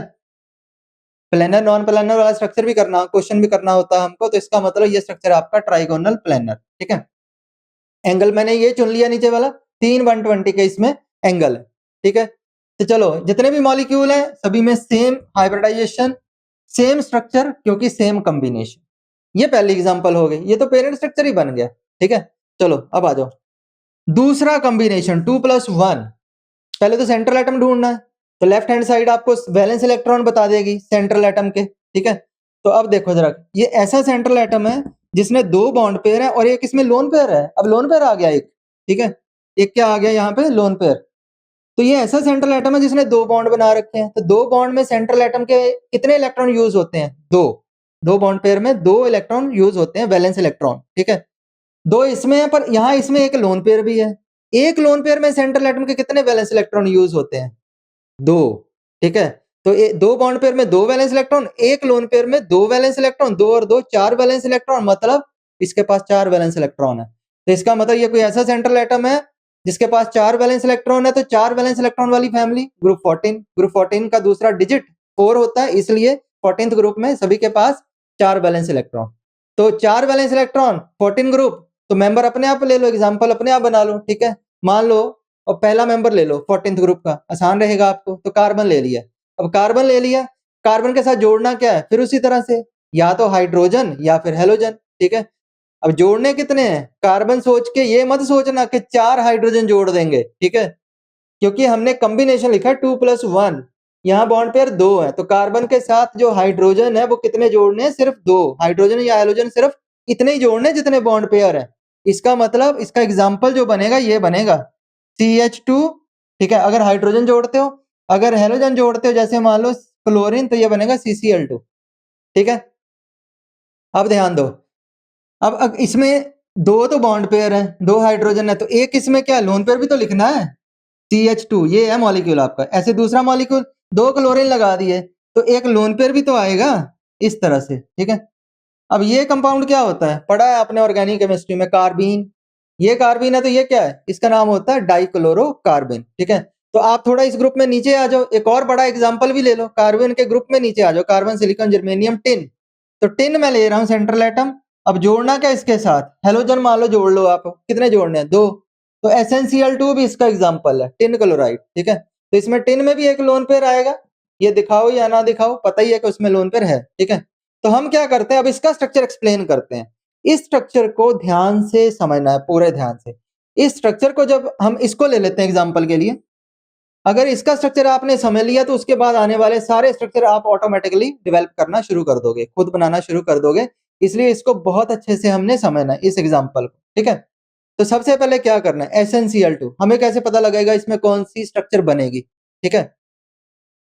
जब आपने इसका स्ट्रक्चर बनाना है, सबसे पहले देखना है इसकी हाइब्रिडाइजेशन। तो इसमें हाइब्रिडाइजेशन कौन सी चल रही है, sp2 का डिट्टो, sp2 हाइब्रिडाइजेशन है। sp2 है तो sp2 देखते ही ये समझ में आना चाहिए कि इस मॉलिक्यूल का पेरेंट अरेंजमेंट क्या होगा। अब मैं स्ट्रक्चर नहीं बोल रहा, ठीक है, अरेंजमेंट वर्ड यूज कर रहा हूं, ठीक है। इसका पेरेंट अरेंजमेंट क्या होगा। तो दुनिया में मतलब ये कोई भी मॉलिक्यूल आपको दिया हो, ठीक है, तो उसका पेरेंट अरेंजमेंट, ठीक है, आप सीधा सीधा कहां से चेक कर सकते हैं, उसकी हाइब्रिडाइजेशन से। अगर किसी भी मॉलिक्यूल में sp2 हाइब्रिडाइजेशन है तो उसका पेरेंट अरेंजमेंट हमेशा यही रहेगा। इसका मतलब इसमें भी जो पेरेंट अरेंजमेंट है, आप पहले सिंपल तरीका ये है कि आप सबसे पहले क्या करो, मॉलिक्यूल लिख लो। इसका पेरेंट अरेंजमेंट क्या आएगा, ट्राइगोनल प्लेनर। ये ध्यान देना, मैंने ये वर्ड बोला है पेरेंट अरेंजमेंट, और पेरेंट अरेंजमेंट बना रहा हूं ये वाला, ठीक है। ये इसका पेरेंट अरेंजमेंट बना लिया, ट्राइगोनल प्लेनर, ये अरेंजमेंट है। पर ये स्ट्रक्चर का नाम नहीं है, क्योंकि अभी हम इसमें लोन पेयर भी आएंगे, तो लोन पेयर आने से नाम बदल जाते हैं। इसको ट्राइगोनल प्लेनर स्ट्रक्चर नहीं बोलेंगे। ये तो हम अपने लिए कर रहे हैं ना ये चीज, कि हमें ये स्ट्रक्चर इसका डेवलप करना है, तो हम कैसे इसको जोड़ के रखेंगे। तो हमने एक वर्ड चूज कर लिया, डेट इज पेरेंट अरेंजमेंट, ठीक है। तो पेरेंट हाइब्रिडाइजेशन देखो, हाइब्रिडाइजेशन से क्या करो, जो भी हाइब्रिडाइजेशन का पेरेंट स्ट्रक्चर बनता है वो वाला अरेंजमेंट तैयार कर लो। तो मैंने पेरेंट अरेंजमेंट तैयार कर लिया, ठीक है। ऐसे देखना होता तो इसके सारे एंगल तीनों जो है वो 120 के हैं, ठीक होते, अगर कहीं भी लोन पेयर ना लगता, ठीक है। पर प्रॉब्लम ये है SnCl2 में क्या क्या लगाने के लिए, दो तो Cl है, दो बॉन्ड पेयर है, पर एक इसमें क्या है, लोन पेयर भी तो है। तो इसका मतलब हम क्या करते हैं, दो क्लोरीन है तो दो क्लोरीन कहीं भी लगा लो, यहाँ कोई फर्क नहीं पड़ता है, जहां मर्जी ऊपर नीचे दिल करता है यहाँ लगा लो, क्योंकि सारे बॉन्ड एंगल इसमें सेम। पर एक इसमें क्या चीज आ गई, एक इसमें आ गया लोन पेयर। ये लोन पेयर मैं तीसरी पोजीशन पे लगाता हूं, ये सिर्फ पोजीशन थी, ठीक है, ये पोजीशंस थी। दो पोजीशन पे Cl लगा दिया था मैंने, और एक पोजीशन पे मैंने क्या किया, यहाँ लोन पेयर लगा दिया, ठीक है। तो ये फाइनल इसका स्ट्रक्चर अब बना है। अब इस स्ट्रक्चर का नाम आपको लिखना है, ठीक है। तो इस स्ट्रक्चर का नाम हम कैसे लिखेंगे, ठीक है। तो जब स्ट्रक्चर का नाम लिखना हो तब लोन पेयर को नहीं देखा जाता, ठीक है। आप ऐसे सोच लो कि मान लो आपको लोन पेयर ब्लाइंडनेस हो गई है, तो आपको लोन पेयर दिखाई नहीं दे रहा, तो अगर लोन पेयर ना देखें तो ये शेप आपकी कैसी बन गई, ये वी ही तो है, उल्टा वी शेप, ठीक है। तो इस शेप का नाम होता है, ठीक है, वी शेप। तीन नाम हम इसके लिखेंगे, वी शेप, या फिर इसका नाम बेंट, ठीक है, या फिर एक और नाम लिखेंगे इसका, that is angular. V shape, bent या फिर एंगुलर, ठीक है। तो ये शेप इसकी बन गई, इसकी स्ट्रक्चर हमने फाइंड कर ली, ठीक है। फाइनल स्ट्रक्चर यही है। अब मेन चीज आ गई, इसका एक एंगल बताना है हमको, ठीक है। ये एंगल कितने का है। अब अगर तो हाई बड़ा, देखो इसको हम कुछ नाम दे देते हैं, चलो पहले एक्स नाम दे देते हैं, इस बॉन्ड एंगल को हम नाम दे देते हैं। जो क्लोरीन टिन क्लोरीन वाला बॉन्ड एंगल है वो कितने का है, ठीक है, वो हमें फाइंड करना है, ये एक्स है। तो अब इसमें ये फाइनल हम इसको डिसाइड करेंगे, डिसाइड करना पड़ेगा, ठीक है। तो वो डिसाइड कैसे करेंगे, पहले आप इतना पार्ट लिख लो, हम एक्स बताते हैं अब इसमें कितना आएगा, ठीक है। पहले ये वाला पार्ट लिख लो, फिर इसके बाद हम अगला पार्ट शुरू कर रहे हैं। तो चलो, ये टिन क्लोराइड में SnCl2 में हम ये बॉन्ड एंगल निकालने जा रहे हैं। तो SnCl2 का जो अभी हमने अरेंजमेंट पढ़ा, इसका नाम लिखा था बेंट, वी शेप, बेंट या फिर एंगुलर। तो यहाँ Cl, टिन Cl वाला जो बॉन्ड एंगल है, इसको x से मान लिया हमने, x मान लिया, ठीक है। और ऊपर एक क्या प्रेजेंट है, ये लोन पेयर प्रेजेंट है, ठीक है। तो अब देखो ये x कितना है। तो अगर तो इसको पेरेंट स्ट्रक्चर से आप कंपेयर करते हैं, क्योंकि ये डेवलप कहां से किया आपने, BF3 से, ठीक है। तो उसमें हमने बॉन्ड एंगल कितना कहा था, 120 डिग्री। तो इसका भी तो पेरेंट अरेंजमेंट हमने यही लिखा था, ट्राइगोनल प्लेनर अरेंजमेंट। इससे कंपेयर करना होता है पेरेंट स्ट्रक्चर से। तो अगर हम पेरेंट स्ट्रक्चर जिससे ये बना है SnCl2 BF3 वाले से, ठीक है, तो ये बॉन्ड एंगल आपका कितना आना चाहिए, 120 डिग्री। तो अगर हम हाइब्रिडाइजेशन थ्योरी के अकॉर्डिंगली चलते हैं, तो ये बॉन्ड एंगल x आपका 120 डिग्री ही है, अकॉर्डिंग टू हाइब्रिडाइजेशन थ्योरी, ठीक है। तो जो x है वो कितना आ जाएगा, 120 डिग्री, ठीक है। हाइब्रिडेशन थ्योरी के अकॉर्डिंगली ये एंगल आपका कितना है, 120 डिग्री। पर जब एक्सपेरिमेंटली देखा गया तो ये जो बॉन्ड एंगल है 120 डिग्री, ठीक है, तो ये इसने माना थ्योरी ने, पहले ये दिमाग में रखना, ठीक है। एक्सपेरिमेंटली जब इस कंपाउंड का हमने बॉन्ड एंगल देखा गया, डाटा से देखा गया, तो ये बॉन्ड एंगल 120 नहीं था, ये इससे कुछ अलग था। इसका मतलब ये हाइब्रिडेशन थ्योरी से एग्जैक्टली अकेली हाइब्रिडेशन थ्योरी से ये बॉन्ड एंगल एक्सप्लेन नहीं हो रहा, ठीक है, क्योंकि इसने 120 बताया, पर एक्सपेरिमेंटली इसका बॉन्ड एंगल 120 से थोड़ा अलग आता है, ठीक है। पर वो कितना आता है डिसाइड हम करेंगे। तो फिर हाइब्रिडेशन थ्योरी ने तो बताया नहीं है, ठीक है। तो किसने फिर इसको एक्सप्लेन करने के लिए कि ये जो वेरिएशन आया बॉन्ड एंगल का, तो उस चीज को सपोर्ट करने के लिए एक और थ्योरी साथ में ऐड की गई, वो थी वेसेपर थ्योरी, ठीक है। तो वेसेपर थ्योरी से ये बॉन्ड एंगल जब निकाला गया तो वो फिर एक्चुअल डाटा से मैच किया। तो वो थ्योरी क्या है, ठीक है, तो वो थ्योरी हमें पहले पढ़नी पड़ेगी, फिर हम बताएंगे कि ये जो बॉन्ड एंगल एक्स है वो 120 से ज्यादा है कि कम है, वो आपको तय करना, ठीक है। क्योंकि हाइब्रिडेशन थ्योरी तो कहती है कि ये बॉन्ड एंगल 120 है, पर 120 है ही नहीं है। तो अब 120 नहीं है, इसका मतलब या तो बॉन्ड एंगल 120 से ज्यादा है या फिर 120 से कम है। तो वो हाइब्रिडेशन ने तो बताया नहीं, इस थ्योरी ने बताया नहीं, तो फिर इसको सपोर्ट करने के लिए एक थ्योरी दी गई, ठीक है, वो थ्योरी थी वेसेपर थ्योरी, ठीक है। तो वो थ्योरी ने बताया कि ये बॉन्ड एंगल एक्स 120 से ज्यादा या कम। तो हम पहले थ्योरी के पोस्टुलेट्स लिखेंगे 2-3, ठीक है, और वो पोस्टुलेट देखते ही आप खुद ही बता दोगे कि ये बॉन्ड एंगल 120 से ज्यादा है कि कम है, आप अपने आप डिसाइड कर लोगे, ठीक है। जैसे मान लो मैं पहले लिख रहा हूं यहाँ पे पोस्टुलेट्स, हेडिंग दे रहा हूं मैं, ये छोटा सा पार्ट है, इसी के अंदर ही कर रहे हैं, हाइब्रिडेशन थ्योरी के अंदर ही, बस पोस्टुलेट लिखने हैं इसके। VSEPR थ्योरी, इसकी फुल फॉर्म बोल देता हूं, ठीक है, आप लिख लेना, valence shell electron pair repulsion theory, valence shell electron pair repulsion theory. तो ये थ्योरी क्या कहती है कि चाहे बॉन्ड पेयर हो या लोन पेयर हो, हर किसी में इलेक्ट्रॉन्स प्रेजेंट होते हैं, ठीक है। जैसे मान लो यही वाला, ठीक है, वाटर वाला एग्जांपल आप लेते हो, ठीक है, ये बॉन्ड पेयर है, ये वाला 2 हाइड्रोजन जुड़े हैं, 2 बॉन्ड पेयर है, इसमें भी 2 इलेक्ट्रॉन है, इस बॉन्ड में भी 2 इलेक्ट्रॉन, इलेक्ट्रॉन इलेक्ट्रॉन आपस को रिपेल करेंगे क्योंकि सेम चार्ज है, नेगेटिव चार्ज है ना इलेक्ट्रॉन्स पे, तो नेगेटिव नेगेटिव एक दूसरे को क्या करेगा, रिपेल। अब ये लोन पेयर है, ये बॉन्ड पेयर है, तो लोन पेयर पे भी इलेक्ट्रॉन है, तो इलेक्ट्रॉन पे फिर नेगेटिव चार्ज है, तो लोन पेयर बॉन्ड पेयर को भी रिपेल करेगा। लोन पेयर में भी इलेक्ट्रॉन है, इस लोन पेयर में भी इलेक्ट्रॉन है, तो लोन पेयर को भी रिपेल करेगा। तो कहने का मतलब सिर्फ ये है, वेसेपर थ्योरी जो है वो ये कहती है कि जितने भी इलेक्ट्रॉन पेयर्स होते हैं, मतलब चाहे वो बॉन्ड पेयर्स हो या लोन पेयर हो, वो सारे एक दूसरे को रिपेल करने का काम करते हैं, ठीक है, सारे एक दूसरे को रिपेल करने का। मान लो ये बॉन्ड पेयर है, ये बॉन्ड पेयर है, तो ये एक दूसरे को सारे क्या करते हैं, रिपेल करने का काम करते हैं। और ये सारे एक दूसरे से मैक्सिमम दूरी पे जाना चाहते हैं, स्पेस में मैक्सिमम दूरी पे जाना चाहते हैं ताकि रिपल्शंस कम हो सके, ठीक है। तो ये थ्योरी आपकी इन जर्न मतलब ब्रीफ आप ये बोल सकते हो, सीधा सीधा अगर बोलना हो, ये थ्योरी आपको ये कहती है कि सारे जितने भी इलेक्ट्रॉन के पेयर्स हैं, बॉन्ड पेयर हो, लोन पेयर हो, कुछ भी हो, वो सारे एक दूसरे को रिपेल करने में लगे हुए हैं, ठीक है। तो उसका इफेक्ट क्या होता है, वो इफेक्ट इसने पोस्टुलेट के जरिए हमें बताया, ठीक है। तो वेसेपर थ्योरी, इसके मैं पोस्टुलेट लिख रहा हूं, सिर्फ पोस्टुलेट्स लिखने हैं, उसके बाद आपको अपने आप पता लग जाएगा ये एंगल इसका कितना, ठीक है। तो पोस्टुलेट इसका पहला पोस्टुलेट, ठीक है, ये पहला पोस्टुलेट इसका क्या कहता है, जो आपने सुना भी होगा, ठीक है, कि जो बॉन्ड पेयर रिपल्शन है वो सबसे कम होती है, bond pair lone pair repulsion उससे ज्यादा होती है, सबसे ज्यादा रिपल्शन कौन सी होती है, लोन पेयर, ठीक है। दूसरा पोस्टुलेट इसका क्या कहता है, अगर दूसरे पोस्टुलेट की बात करें, तो ये कहता है कि सिंगल बॉन्ड रिपल्शन उससे कम होती, सबसे कम होती है, single bond double bond repulsion उससे ज्यादा, और सबसे ज्यादा डबल बॉन्ड रिपल्शन, ठीक है। तीसरा इसमें बॉन्ड एंगल जितना बढ़ता जाएगा उतनी रिपल्शन कम होती जाएगी। जैसे सिंपल सी बात है, ये 2 बॉन्ड है, एक आपका ये बॉन्ड है, ठीक है, और एक बॉन्ड ये है, ये 2 बॉन्ड के बीच अगर एंगल 90 है तो रिपल्शन बहुत ज्यादा है इन दोनों में। लेकिन अगर थोड़ा सा बॉन्ड एंगल बढ़ा दो, 120 कर दो, तो ये बॉन्ड एंगल बढ़ गया, रिपल्शन दोनों के बीच में कम हो गई, ठीक है, रिपल्शन इन दोनों में कम हो गई। लेकिन अगर बॉन्ड एंगल आप बिल्कुल ऐसे कर देते हो 180 का दोनों के बीच में, तो रिपल्शन और कम हो गई। तो जितना बॉन्ड एंगल बढ़ता जाएगा उतनी रिपल्शन इसमें कम होती जाएंगी। इसका मतलब ये हुआ कि जो रिपल्शंस हैं, ठीक है, बॉन्ड एंगल की, वो इस तरह वेरी करेंगी। सबसे ज्यादा सबसे कम किस पे होगी, 180 डिग्री, उससे ज्यादा किस पे होगी 120 डिग्री एंगल पे, और सबसे ज्यादा रिपल्शन किस पे होगी 90 डिग्री। तो आप ये लिख सकते हो पोस्टुलेट्स में, ये जितने भी मैंने 3 ऑर्डर बनाए हैं ये सारे किसके ऑर्डर हैं, रिपल्शंस के। तो ये सारी जो वेसेपर थ्योरी है, इन शॉर्ट ये आपकी इतनी वेसेपर थ्योरी है। ठीक है, अब मैं इसको थोड़ा सा डायग्रामेटिकली बता देता हूं ताकि आपको थोड़ा और आसान लगे। ठीक है, जैसे पहला पोस्टुलेट, सबसे ज्यादा रिपल्शन किसमें होती है, lone pair lone pair.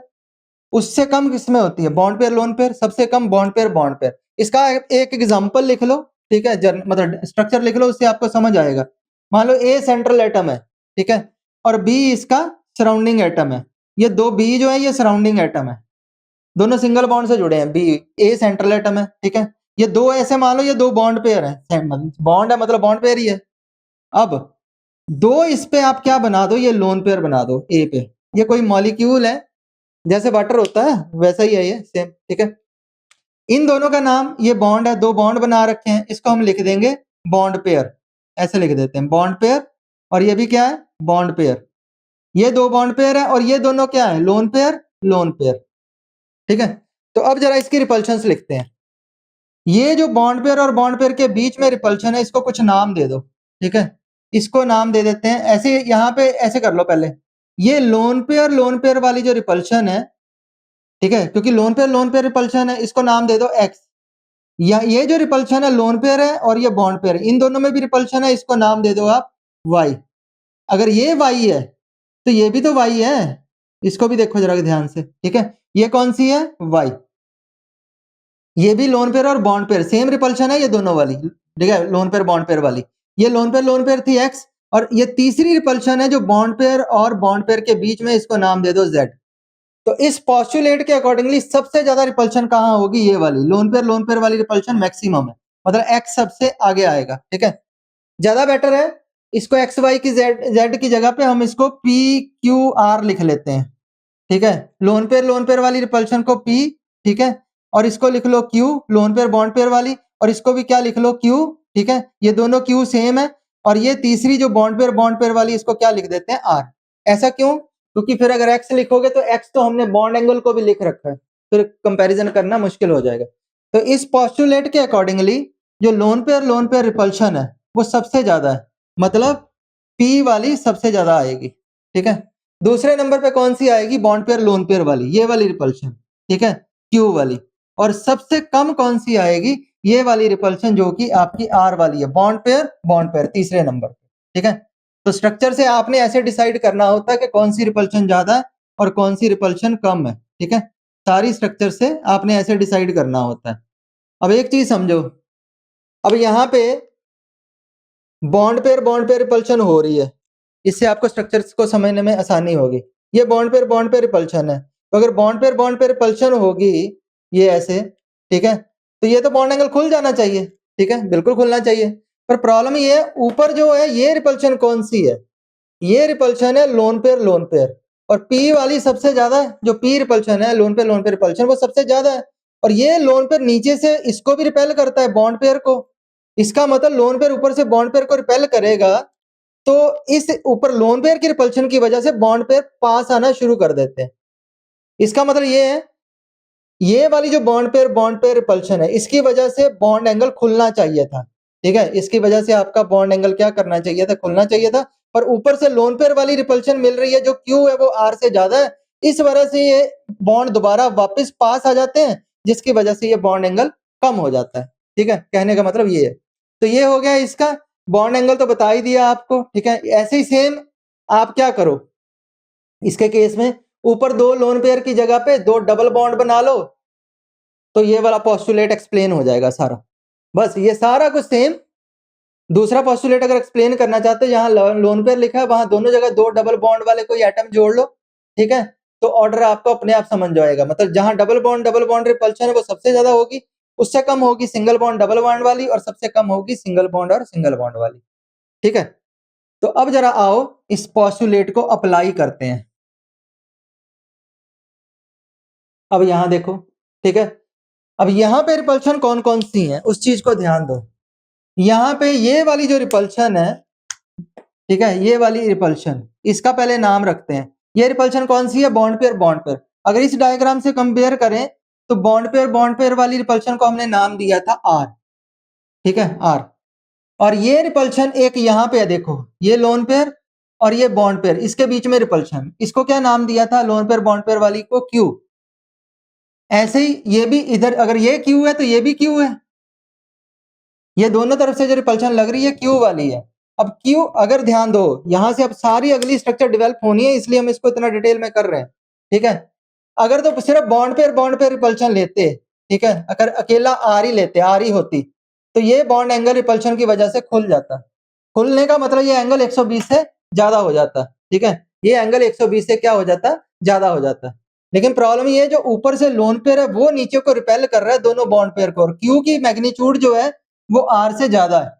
Loan pair bond pair repulsion का मैग्नीट्यूड है बॉन्ड पेयर रिपल्शन से ज्यादा, इस वजह से ये दोनों बॉन्ड एंगल क्या करते हैं, पास आ जाते हैं। चाहिए तो खुलना था, लेकिन ये loan pair bond pair Q जो है इसका मैग्नीट्यूड आर से ज्यादा है। आप ऐसे मान लो क्यू, दोनों क्यू 10 की हैं, दोनों का मैग्नीट्यूड 10 है और इसका मैग्नीट्यूड 5 है, तो 10 वाला 5 के ऊपर डोमिनेट करेगा, इसलिए ये बॉन्ड दोनों पास आ जाते हैं, इसलिए ये बॉन्ड एंगल 120 से कम हो जाता है। इसलिए अब फिर फाइनल आंसर हम लिख रहे हैं, अगर तो हाइब्रिडेशन थ्योरी लेते अकेला फिर एंगल ये 120 आता, ठीक है, पर 120 होता नहीं है, एक्सपेरिमेंटली प्रूव्ड है ये, ठीक है, 120 से कम होता है। तो इस चीज को किसने एक्सप्लेन किया, वेसेपर थ्योरी ने। तो वेसेपर थ्योरी के अकॉर्डिंगली, अकॉर्डिंग टू वेसेपर थ्योरी जो x है वो लेस देन 120 आएगा, ठीक है। तो ये हमने दूसरी हाइब्रिडाइजेशन sp2 का, ठीक है, पार्ट किया एक, ठीक है। अब इसका मतलब ये है कि इसके बाद हम जितनी भी एग्जांपल्स करेंगे, जितनी भी एग्जांपल्स करेंगे वो सारी एग्जांपल्स के लिए, या आप ऐसे कह लो कि आपने कोई भी स्ट्रक्चर जब डेवलप करना है तो दोनों थ्योरी एक साथ लगानी पड़ेंगी, एक हाइब्रिडाइजेशन थ्योरी और साथ में वेसेपर थ्योरी, दोनों के कंबाइंड इफेक्ट से आपको स्ट्रक्चर बनता हुआ दिखाई देगा, तभी आप स्ट्रक्चर उसको सही तरीके से बना सकते हो, ठीक है। तो इसलिए इसके बाद हम जितनी भी एग्जाम्पल करेंगे वहां हाइब्रिडाइजेशन थ्योरी भी लगेगी और साथ में आपकी जो वेसेपर थ्योरी है उसको भी लगाना है, तब हमारा आंसर जो है वो सही आएगा और हम सारे क्वेश्चन उसके सॉल्व कर पाएंगे। तो इसके बाद अब हम शुरू कर रहे हैं, ये sp2 हाइब्रिडाइजेशन हमारी पूरी होगी। अब हम शुरू करेंगे अगले लेक्चर में, date is sp3 hybridisation. sp3 से लेके sp3d3 तक जितने भी मॉलिक्यूल्स बनते हैं, जितनी भी एग्जांपल्स हैं, सारी बॉन्ड पेयर वाली, सारी बॉन्ड पेयर लोन पेयर वाली, ठीक है, वो सारी एग्जांपल्स का स्ट्रक्चर हम डिस्कस करेंगे अगले लेक्चर में, ठीक है। तो ये हमारा sp2 वाला हाइब्रिडाइजेशन पूरा हो गया, ठीक है। तब तक बाय एंड थैंक यू।